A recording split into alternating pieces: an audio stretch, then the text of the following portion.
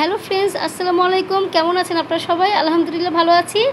আজকে প্রচণ্ড গরম পড়েছে, তো এই কারণে ভাবলাম যে আজকে একটু পান্তা ভাত খাবো। তো অনেকে পান্তা ভাত খায়, তো আমি খুব একটা খাই না। তো আজকে আমার মন চাচ্ছে যে পান্তা ভাত খেতে।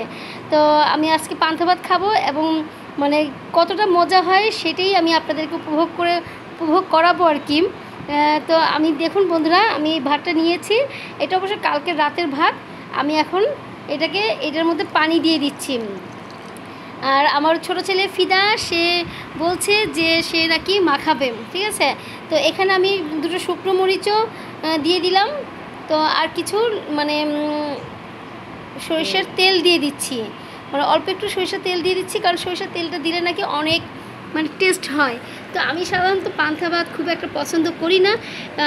তো গরম যেহেতু পড়েছে, গরমে আমি মনে করছি যে মনে হয় খুব ভালো লাগবে পান্তা ভাত খেতে।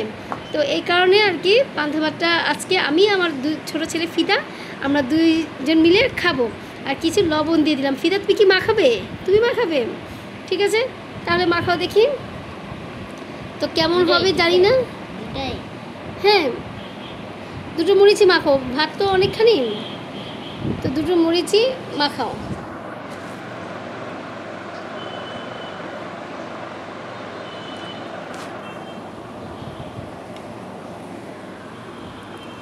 বাহ, ফিদা তো খুব ভালো করেই মাখাচ্ছে। আর কিছু পেঁয়াজ দিয়ে দিই, ঠিক আছে।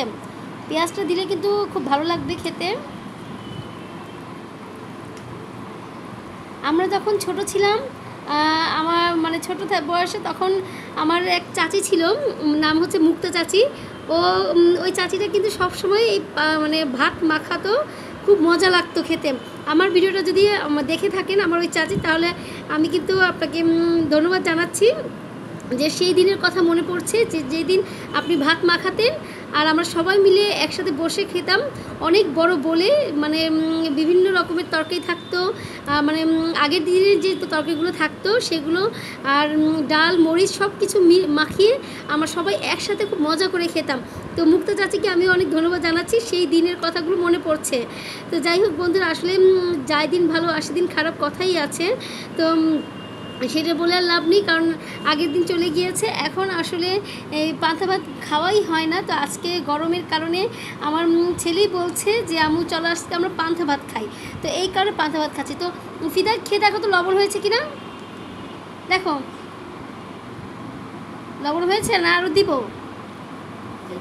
হয়েছে? আচ্ছা ঠিক আছে, তাহলে আমি একটু ট্রাই করে দেখি।